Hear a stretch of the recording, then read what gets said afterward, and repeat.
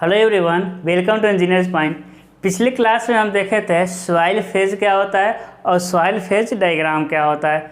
हम क्या देखे थे कि सॉइल फेज डायग्राम हमको दो तरह से मिलता है। 3 फेज डायग्राम जिसमें पार्शली सैचुरेटेड सॉइल होता है, उसके बाद होता है 2 फेज डायग्राम जिसमें ड्राई सॉइल होता है और एक होता है फुली सैचुरेटेड सॉइल। है ना, आसानी से हम समझे थे। आज हम कुछ बेसिक डेफिनेशन बताएंगे। पिछले क्लास में ही बता दिए थे कि अब डेफिनेशन कुछ आने वाला है, ठीक है। तो डेफिनेशन आने से पहले क्या करते हैं, कुछ को हम बना लेते हैं। किसको बना लेते हैं? डायग्राम को। डायग्राम बनने से क्या होता है कि डेफिनेशन अच्छे से समझ आता है, ठीक है। तो हो जाएगा आपका फेज डायग्राम, है ना, सॉइल फेज डायग्राम। आराम से समझिएगा, सॉइल फेज डायग्राम बहुत फटाक से हम बनाएंगे। ये हो जाएगा आपका 3 फेज डायग्राम, एक क्या हो जाएगा आपका 3 फेज डायग्राम और दूसरा क्या हो जाएगा आपका 2 फेज डायग्राम, ठीक है। उधर दिखाई नहीं दे रहा है। यह क्या हो जाएगा आपका 2 फेज डायग्राम, 2 फेज डायग्राम, ठीक है ना। 2 फेज क्या हो जाएगा आपका डायग्राम, ध्यान दीजिएगा। 3 फेज डायग्राम में था पार्शली सैचुरेटेड सॉइल। क्या था आपका? Partially saturated soil. ये सॉलिड था, लिक्विड था, है ना। यहाँ क्या था आपका? सॉलिड। यहाँ क्या था मेरे लाल? सॉलिड। यहाँ क्या था? वाटर था। और यहाँ क्या था आपका? एयर था, ठीक है। सॉलिड का सिंबल ऐसा होता है, सॉलिड का सिंबल ऐसा होता है। वाटर का सिंबल कैसा होता है आपका? ऐसा होता है। वाटर का सिंबल, एयर का सिंबल ऐसा हो जाएगा, पॉइंट, ठीक है ना। इसे क्या कहते हैं? पार्शली सैचुरेटेड सॉइल, ठीक है मेरे लाल, पार्शली सैचुरेटेड सॉइल। ध्यान दीजिएगा, इसमें 2 तरह से था। इसमें क्या था? एक ड्राई सॉइल था। ड्राई सॉइल में क्या क्या मिला था आपको? एक मिला था आपका सॉलिड। क्या मिला था मेरे लाल? क्या था आपका? एक सॉलिड था और दूसरा क्या था आपका? एयर था। दूसरा क्या था? एयर। एक था आपका, इसे क्या कहते हैं हम लोग? Dry soil. एक क्या था आपका? सैचुरेटेड सॉइल, है ना। जैसे उसमें क्या था? एक था आपका सॉलिड, एक क्या था आपका? सॉलिड था और दूसरा क्या था आपका? वाटर था। दूसरा क्या था आपका? वाटर था, ठीक है। दूसरा क्या था आपका? वाटर था। अब हम सिंबल क्या बताए थे? वाव, थोड़ा सा उधर बचा है ना, थोड़ा सा इसको बेंड करते हैं। अब दिखाई दे रहा होगा ना, ठीक है। अब देखिए, एक क्या था आपका? इसे कहते थे VS, है ना, वॉल्यूम ऑफ सॉलिड। एक क्या था आपका? Volume of water. एक क्या था आपका? Volume of air. एक था आपका वॉल्यूम ऑफ वॉइड, है ना। और एक क्या था आपका? Total volume. यही तो था। इधर क्या था आपका? Wait of solid. एक क्या था आपका? वेट ऑफ वाटर, है ना। और टोटल क्या था आपका? टोटल वेट था। यहाँ क्या था आपका? वेट ऑफ एयर, हम जो माने थे 0 था, ठीक है। तो सबसे पहले हम डेफिनेशन पढ़ेंगे आपको वाइड रेशियो। क्या पढ़ना आपका? Void ratio. वाइड रेशियो मतलब रिक्तता अनुपात। क्या होता है आपका? रिक्तता अनुपात, ठीक है। तो रिक्तता अनुपात को किससे डिनोट करते हैं? ई से, है ना। तो होता है आपका volume of void. Volume of void, सिर्फ हम डिनोशन से काम चला रहे हैं। डेफिनेशन बोलेंगे, लिखेंगे, चलिए लिख ही दे रहे हैं, कुछ गधों को समझ नहीं आएगा। वॉल्यूम ऑफ, अरे आप तेज, हम जानते हैं। वॉल्यूम ऑफ वॉइड और volume of solid. Volume of void और वॉल्यूम ऑफ सॉलिड का रेशियो क्या कहलाता है आपका? वाइड रेशियो कहलाता है। इन सब का हम आगे यूज करेंगे, ठीक है ना। यानी कि E = क्या होता है? VV अपान में VS, ठीक है। क्या होता है आपका कि सॉलिड के रिस्पेक्ट में, भाई एक क्या है, एक क्या है? सॉइल है। तो सॉलिड के रिस्पेक्ट में उसमें कितने रंध्र हैं? किसके रिस्पेक्ट में? सॉलिड है। देखिए वॉल्यूम ऑफ सॉलिड, तो वॉल्यूम ऑफ सॉलिड के रिस्पेक्ट में कितना वॉल्यूम उसमें खाली स्थान है ना। तो VV अपान में क्या हो जाएगा आपका? VS, है ना। यानी वॉल्यूम ऑफ वॉइड और वॉल्यूम ऑफ सॉलिड का रेशियो क्या कहलाता है? रिक्तता अनुपात। बहुत इंपॉर्टेंट है सब। दूसरा क्या होता है? पोरोसिटी। मेरे लाल क्या होता है दूसरा? पोरोसिटी होता है आपका सरंध्रता। सरंध्रता, ठीक है। पहली बार हिंदी लिख रहे हैं, अब हिंदी यूज नहीं करेंगे, इंग्लिश याद रख लीजिएगा। दूसरा क्या है आपका डेफिनेशन? सरंध्रता। सरंध्रता क्या होता है? इसे हम N से डिनोट करते हैं। किससे भाई? N से, है ना। N क्या होता है? Volume of void, volume of void और वॉल्यूम, हाँ, और क्या होता है? वॉल्यूम ऑफ सॉलिड, सॉइल, है ना। यानी वॉल्यूम ऑफ वॉइड और वॉल्यूम ऑफ सॉइल के रेशियो को, सॉइल के अनुपात को क्या कहते हैं हम लोग? सांद्रता कहते हैं। ठीक है, ये सारे डेफिनेशन याद रखिएगा, ये जेईई के एग्जाम में भी आता है और आगे हम जितना भी इस चैप्टर और अगले चैप्टर में जो भी काम करेंगे इन्हीं के आधार पर करेंगे। ध्यान दीजिएगा, पोरोसिटी क्या होगा? वॉल्यूम ऑफ वॉइड और total volume of soil. Volume of void और वॉल्यूम ऑफ सॉलिड, ध्यान दीजिएगा, वॉइड रेशियो में क्या है? वॉल्यूम ऑफ वॉइड और वॉल्यूम ऑफ सॉलिड का रेशियो। ये क्या है? वॉल्यूम ऑफ वॉइड और टोटल वॉल्यूम ऑफ सॉइल का रेशियो क्या कहलाता है? पोरोसिटी। आसान है। तीसरा होगा आपका डिग्री ऑफ सैचुरेशन। मेरे लाल क्या हो जाएगा आपका? Degree of saturation. क्या हो जाएगा? डिग्री ऑफ सैचुरेशन, SATURATIO, यानी संतृप्ति अंश। डिग्री ऑफ सैचुरेशन मतलब क्या हो जाएगा? संतृप्ति अंश। इसे हम डिनोट करते हैं SR से। किसे करते हैं? SR। एस मतलब जो भी हो, डिग्री ऑफ सैचुरेशन को कैसे करते हैं? SR से। तो अब हम लिख ही दे रहे हैं, वॉल्यूम ऑफ वाटर अपान में वॉल्यूम ऑफ वॉइड, है ना, यानी कि SR इजकल टू, हाँ SR या S से डिनोट करते हैं, S या SR से। बुक में आपको S से मिलेगा, लेकिन मेरा आदत है मतलब बचपन का, मतलब जब से हम टेक्निकल में आए डिग्री ऑफ सैचुरेशन को SR से दिखाते हैं। ठीक है, तो इसे S से भी दिखाते हैं तो क्या होता है आपका? VW अपान में VB, है ना, यानी वॉल्यूम ऑफ वाटर और वॉल्यूम ऑफ वाइड का रेशियो क्या कहलाता है? डिग्री ऑफ सैचुरेशन, संतृप्ति अंश। इसका मतलब होता है कि जो वॉइड है ना, उसके कितने भाग में पानी है। डिग्री ऑफ सैचुरेशन मतलब यदि डिग्री ऑफ सैचुरेशन आ गया 70, यानी कि जो वॉइड है उसके 70% भाग में क्या है? पानी है, और 30% में क्या है? वॉइड में कुछ नहीं है तो हवा है। चीज़ें समझ आ रही हैं? आ रही है ना। यदि डिग्री ऑफ सैचुरेशन कितना हो गया? 40। यदि डिग्री ऑफ सैचुरेशन कितना हो गया? 40 हो गया, यानी कि जो उसके वॉइड हैं उसके 40% भाग में पानी है, बाकी 60% में क्या है? हवा रहेगा वॉइड में। वाइड के है जितना वाइड है ना, जितना रंध्र स्थान है, खाली जगह है, उसके कितने भाग में क्या है आपका? पानी है। वो क्या दिखाता है? Degree of saturation. देखिए, यदि किसी को परसेंटेज में निकालना हो ना, बस 100 से गुणा कर दीजिएगा। किसी को भी परसेंटेज में निकालना हो, है ना, किसी को भी परसेंटेज में निकालना हो, किसी को भी क्या करना, हमको परसेंटेज में ज्ञात करना हो, तो किससे गुणा कर देंगे मेरे लाल? 100 से क्या कर देंगे हम? गुणा कर देंगे। 21 में आ जाएगा आपका परसेंटेज में। उसके बाद चौथा था आपका एयर कंटेंट। एयर कंटेंट को हम दिखाते हैं AC से। किससे दिखाते हैं? AC से। ठीक है, किससे दिखाते हैं? हम AC से दिखाते हैं। ध्यान दीजिएगा, यानी क्या हो जाएगा आपका? वॉल्यूम ऑफ क्या हो जाएगा आपका? वॉल्यूम ऑफ, है ना, वॉल्यूम ऑफ क्या हो जाएगा? Air content. देखिए, वॉल्यूम ऑफ एयर और वॉल्यूम ऑफ वॉइड, यानी कि क्या होता है आपका? AC इक्वल टू क्या हो जाएगा? VA अपान में VB। यानी इसका मतलब क्या हो गया? 100 से गुणा करके हम परसेंटेज में ज्ञात कर सकते हैं, नहीं भी ज्ञात करना तो दशमलव में आएगा। ठीक है, यानी क्या होगा? वॉल्यूम ऑफ एयर और वॉल्यूम ऑफ वॉइड का रेशियो क्या कहलाता है आपका? क्या कहलाता है? वॉल्यूम ऑफ एयर और वॉल्यूम ऑफ वॉइड का रेशियो क्या कहलाता है? Air content.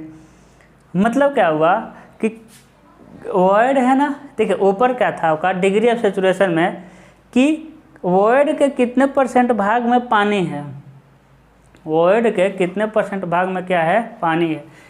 एयर कंटेंट क्या है? वॉइड के कितने % भाग में क्या, वॉइड के कितने % भाग में हवा भरा हुआ है ना। देखिए वॉइड क्या है? वॉइड यानी खाली स्थान। तो खाली स्थान जितने भी हैं, खाली स्थान जितना भी मिलेगा, अब इस खाली स्थान में या तो पानी और हवा दोनों होगा, या हवा होगा या फिर क्या होगा? पानी होगा। जैसे देखिएगा, यदि हम रिलेशन देखें यदि हम रिलेशन देखें किसका, ध्यान दीजिएगा इधर, है ना। हम क्या कर रहे हैं, जो वॉइड है ना, वॉइड क्या है कि या तो उसमें वाटर होगा या फिर एयर होगा, या दोनों हो सकते हैं, है ना। ध्यान दीजिएगा। तो देखते हैं, जैसे हम कह रहे हैं, चलिए कर ही देते हैं हम, ठीक है। यानी एस प्लस ए सी का मान कितना आ जाए, 1 आ जाए। मतलब क्या हो गया, एस और ए सी का मान कितना आ जाए, 1 आ जाए। इसका मतलब क्या है, ध्यान देखिएगा। यानी एस का मान यदि 20 है ना, यदि एस कितना है, 20% हवा है, हवा कहेंगे 100 आ जाएगा, ठीक है। यदि 20% हवा मतलब पानी है, एस मतलब डिग्री ऑफ सेचुरेशन, मतलब वाइड में 20% पानी है, तो बताइए एयर कंटेंट कितना होगा। तो कुछ नहीं है, 20 प्लस ए सी हमको निकालना है इक्वल टू 100। परसेंटेज में लिखे हैं तो 100 लिख देंगे, है कि नहीं। तो ए सी कितना आ जाएगा, 80%। चीज़ें समझ आ रही है। वॉइड में पानी और हवा ही रहेगा, या है ना, या तो पानी सिर्फ हो सकता है। देखिए यहाँ इस वाले वॉइड में क्या है, सिर्फ इस वाले वॉइड में क्या है, पानी है कि नहीं। इस वाले वॉइड में रंध्र स्थान में क्या है, हवा है। इसमें दोनों है, यानी दोनों को, पानी और हवा को ऐड करने पर 100% आना चाहिए, या दशमलव में देखेंगे तो 1 आना चाहिए, ठीक है। चलिए हम इसको सिद्ध करते हैं, ठीक है। तो एस का मान क्या होता है, वी डब्ल्यू अपान में वी भी होता है, प्लस इसका होता है वी ए अपान में वी भी, जोड़िए V W plus V A upon में वी भी, मेरे लाल वी डब्ल्यू अपान में वी ए, ध्यान दीजिएगा, वी ए है ना। देखिए वी ए और वी डब्ल्यू दोनों मिलकर क्या बनाते हैं, वी भी बनाते हैं। देखिए V A plus V W मिलकर क्या बनाएंगे, वी भी बनाएंगे। V A plus V W मिलकर वी भी बनाते हैं। यानी ऊपर में क्या आ जाएगा आपका, वी भी, नीचे भी आ जाएगा वी भी, कट जाएगा, 1 आ गया, हमको 1 चाहिए, तब प्रूफ हो गया, है कि नहीं। चीज़ें समझ आ रही होंगी, नहीं अच्छे से समझ आ रही होगी। चलिए अगला डिफिनीशन देंगे हम, परसेंटेज ऑफ एयर, ठीक है।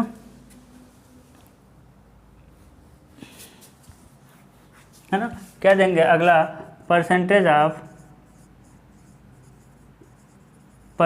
Of air void. इसे एक और नाम से जानते हैं, इसे कहते हैं एयर पोरोसिटी। इसे एक और नाम जानते हैं, क्या कहते हैं, एयर पोरोसिटी। इसे एक और नाम से किस नाम जानते हैं भाई, एयर पोरोसिटी। देखिए जब पोरोसिटी आ गया यानी नीचे भी रहेगा, जैसे अभी देखिए पोरोसिटी देखे थे तो क्या था, भी अपान में भी, पोरोसिटी क्या था, सिर्फ भी अपान में भी था। तो इसमें क्या आ जाएगा, एयर पोरोसिटी, मतलब इसे हम एन से दिखाते हैं।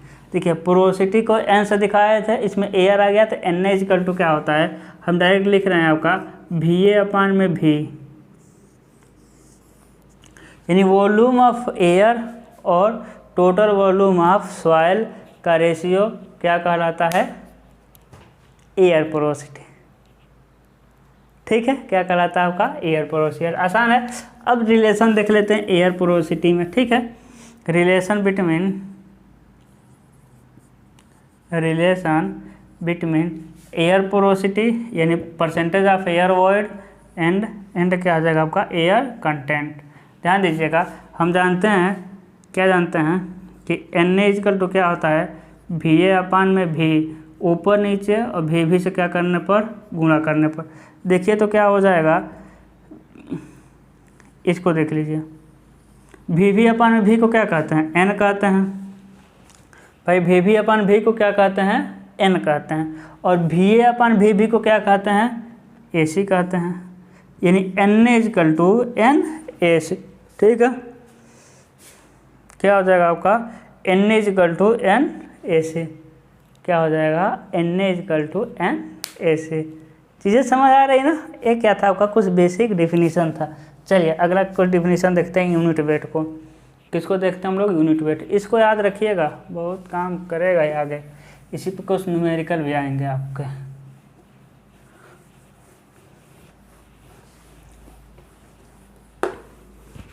ठीक है मेरे लाल, समझ आ रहा होगा ना। अब क्या हमको पढ़ना है, यूनिट वेट। क्या पढ़ना है आपको, यूनिट वेट। इसे हम वेट डेंसिटी भी कहते हैं, क्या कहेंगे हम लोग, वेट डेंसिटी। ठीक है, क्या कह देंगे, वेट डेंसिटी। ध्यान दीजिएगा, इसे हम गामा से दिखाएंगे। किससे दिखाएंगे हम, गामा से। तो गामा इजकल टू क्या होता है, वेट डेंसिटी यानी यूनिट वेट इजकल टू क्या होता है, वेट अपान में वॉल्यूम। क्या हो जाएगा आपका, वेट अपान में वॉल्यूम। और वेट कितना होता है, mg होता है अपान में वॉल्यूम। ठीक है, तो यूनिट वेट इजकल टू क्या हो जाएगा, देखिएगा डेंसिटी जो सिर्फ आता है आपका क्या, एक मिलता है आपको डेंसिटी, क्या मिलता है मेरे लाल, एक टॉपिक मिलता है ना डेंसिटी, हाइड्रोलिक्स में पढ़े होंगे। डेंसिटी को हम रो से दिखाते हैं, कितना होता है आपका, m अपान में v। एकांक आयतन के द्रव्यमान को हम क्या कहते हैं, डेंसिटी। और एकांक आयतन के भार को क्या कहते हैं, वेट डेंसिटी यानी यूनिट वेट। चीज़ें समझ आ रही, एकांक आयतन के द्रव्यमान डेंसिटी, इसका एक और नाम है, क्या नाम है भाई, मास डेंसिटी। क्या नाम है इसका, मास डेंसिटी। ठीक है, तो एकांक आयतन के द्रव्यमान को डेंसिटी या मास डेंसिटी कहते हैं, और एकांक आयतन के भार को वेट या यूनिट वेट कहते हैं। सॉरी, एकांक आयतन के द्रव्यमान को डेंसिटी या मास डेंसिटी कहते हैं, एकांक आयतन के भार को वेट डेंसिटी या यूनिट वेट कहते हैं। ठीक है, अब देखिए m अपान v की जगह क्या रख देंगे, m अपान v की जगह क्या रख देंगे मेरे लाल, रो, है कि नहीं। देखिए क्या रख देंगे, रो रख देंगे इंटू जी, क्या हो जाएगा आपका, रो जी। यानी यूनिट वेट इजकल टू क्या हो जाएगा, रो जी। ठीक है ना, ये बहुत काम की चीज़ें हैं, है ना, आपको देख रहा होगा। अब देखिएगा पानी का डेंसिटी कितना होता है, डेंसिटी ऑफ वाटर बताइए कितना होता है, 1000 किलोग्राम प्रति सेंटीमीटर, 1000 किलोग्राम प्रति मीटर क्यूब, 1000 किलोग्राम प्रति मीटर क्यूब। लेकिन हम चाहते हैं डेंसिटी किस में मिले आपको, ग्राम प्रति सेंटीमीटर क्यूब में। ठीक है, देखिए जब भी हम क्या है कि सॉइल का टेस्ट करेंगे तो किलो में नहीं सॉइल को लेंगे, है कि नहीं। सॉइल ऐसा नहीं 5 किलो 10 किलो लेके, जब भी हम सॉइल का टेस्ट करेंगे ना तो थोड़ा सा सॉइल लेंगे, इतू सा। ठीक है, यानी सॉइल को हम ग्राम में लेंगे, एक सैंपल होंगे, ऐसा नहीं कि 4 किलो 5 किलो 10 किलो सॉइल का टेस्ट लेकर करेंगे, नहीं थोड़ा सा। अब जानते हैं टेस्ट किया जाता है तो थोड़ा सा सैंपल ले किया जाता है, तो थोड़ा सा जब सैंपल लेते हैं ना, हमको क्या करना पड़ता है, डेंसिटी को हमको ग्राम में देखना पड़ेगा। ठीक है, तो डेंसिटी ग्राम में कितना होता है, डेंसिटी ऑफ वाटर कितना हो जाएगा ग्राम में, 1 ग्राम प्रति सेंटीमीटर पर क्यूब। आप इसको यूनिट वगैरह चेंज करते रहिएगा, कोई दिक्कत नहीं है। ये समझ रहे हैं, है ना, कर दे यूनिट चेंज, कहिए तो कर दे, चलिए कर ही दे रहे हैं, है ना। देखिएगा, है ना, देखिए एक क्या हो जाएगा आपका, 1000 किलो है ये, और 1 किलो में 1000 ग्राम होता है, ऊपर आ गया ग्राम, अपान में मीटर को सेंटीमीटर बताना। देखिए मिलीमीटर, सेंटीमीटर, डेसीमीटर, मीटर को किस में बदलना है भाई, सेंटीमीटर में। तो क्या हो जाएगा, देखिएगा 10 पे क्या हो जाएगा आपका, यानी 100 पे 3 घात सेंटीमीटर हो जाएगा आपका क्यूब। ठीक है ना, सेंटीमीटर क्या मिल जाएगा आपका, क्यूब मिल जाएगा। ठीक है, अब देखिएगा क्या हो जाएगा, वो 10 पे 3 6 अपान में एक क्या हो जाएगा, 10 पे 6 कट जाएगा ना, यानी 1 ग्राम प्रति सेंटीमीटर क्यूब ग्राम में। ठीक है, ग्राम में आ जाएगा 1 ग्राम प्रति सेंटीमीटर क्यूब। ठीक है, अब यूनिट वेट में यूनिट वेट निकालना है तो क्या है आपका, डेंसिटी आपको देखिए डेंसिटी यहाँ रखना पड़ेगा 1000, क्यों, क्योंकि यहाँ ग्राम नहीं रख सकते, क्योंकि जी का मान 9.18 मीटर में आता है कि नहीं, एक क्या आता है, मीटर प्रति सेकंड में आता है, ध्यान दीजिएगा, है ना। तो किस में आता है आपका, मीटर में, तो यहाँ 1000 रख देंगे तो कितना आ जाएगा आपका। एक चीज़ और है, जो इसका मात्रक होता है ना, इसका जो यूनिट होता है वो क्या होता है, न्यूटन होता है, क्योंकि mg हो गया, है ना, mg इसका मात्रक, इसका मात्रक होता है आपका न्यूटन प्रति मीटर क्यूब, और इसका मात्रक क्या होता है, किलोग्राम, इसका मात्रक क्या होता है भाई, किलोग्राम प्रति मीटर क्यूब।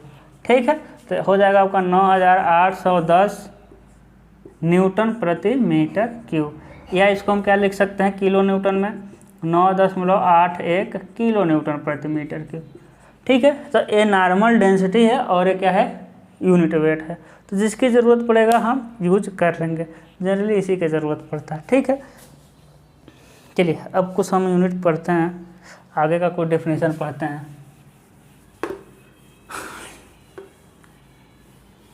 आगे का क्या पढ़ते हैं, डेफिनेशन पढ़ते हैं। जैसे कि पहला डेफिनेशन आ जाएगा बल्क यूनिट वेट। क्या मिल जाएगा आपको, bulk unit wait, BULK, bulk unit weight, या इसे कहते हैं टोटल यूनिट वेट। क्या हो जाएगा आपका, टोटल यूनिट वेट, है ना।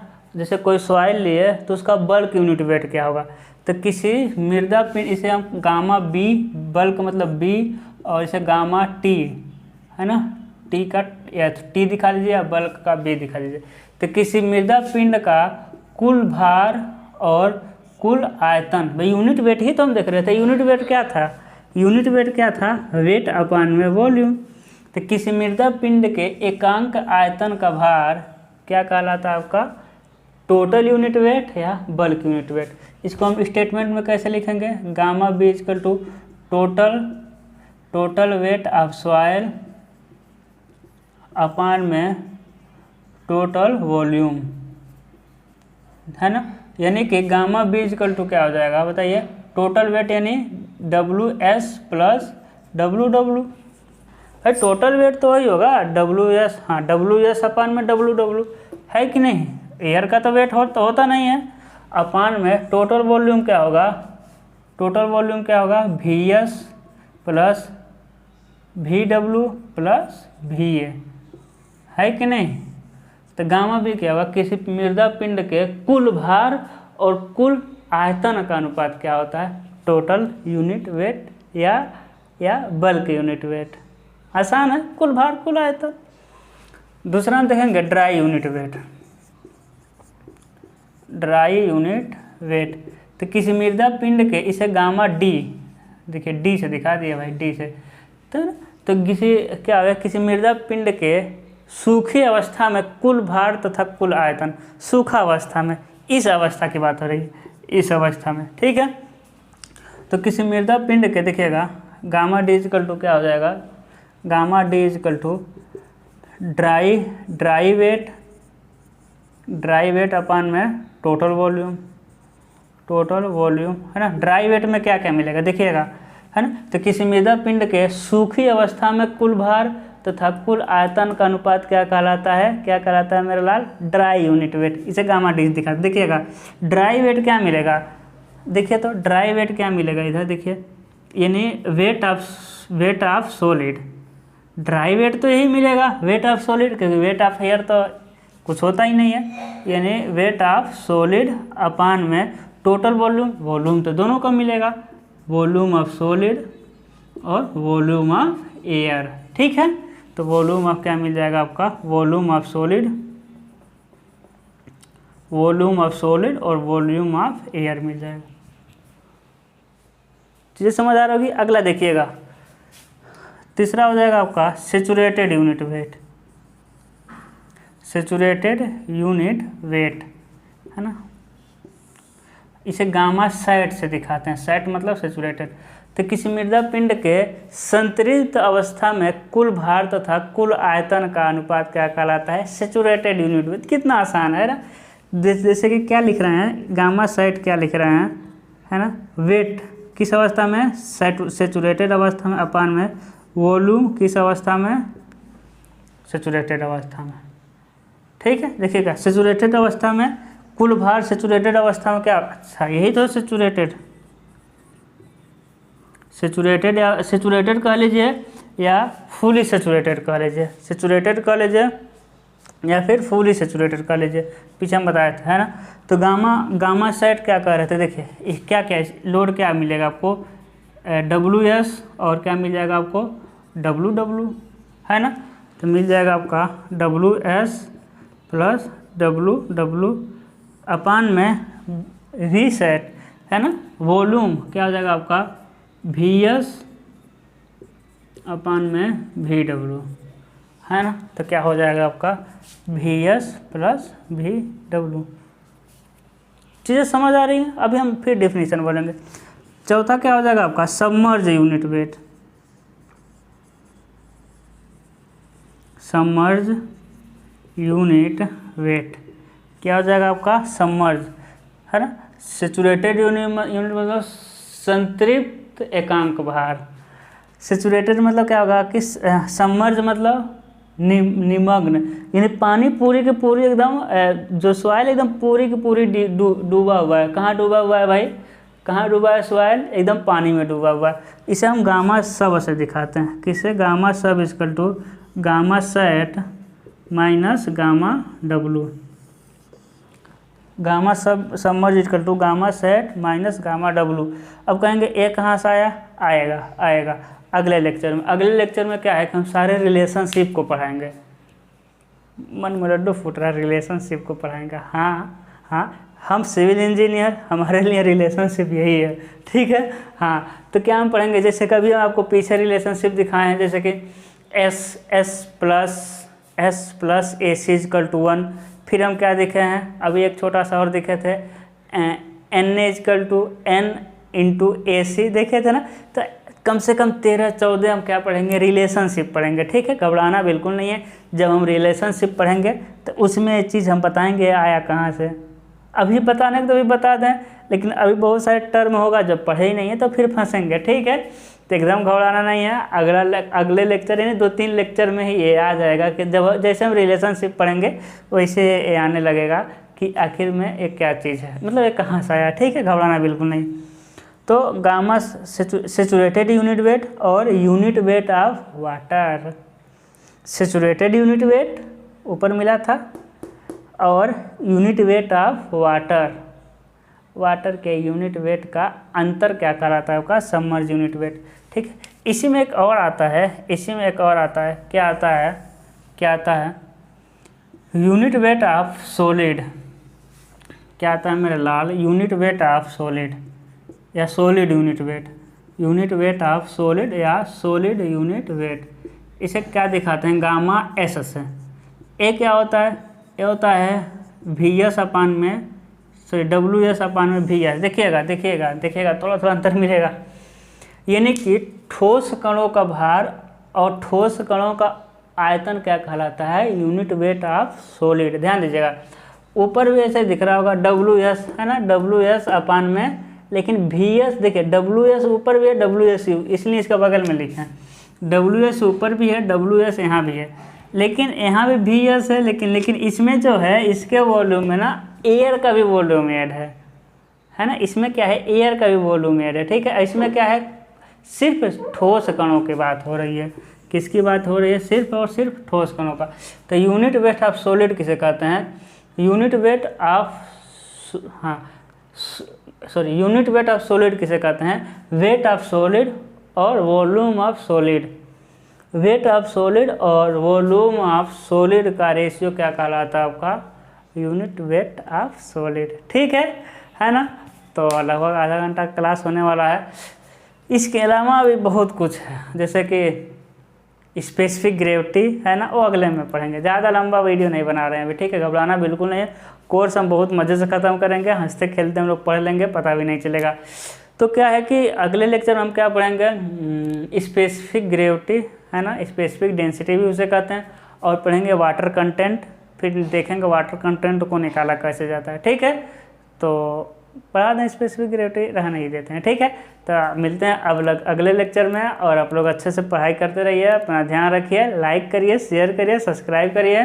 Bye bye.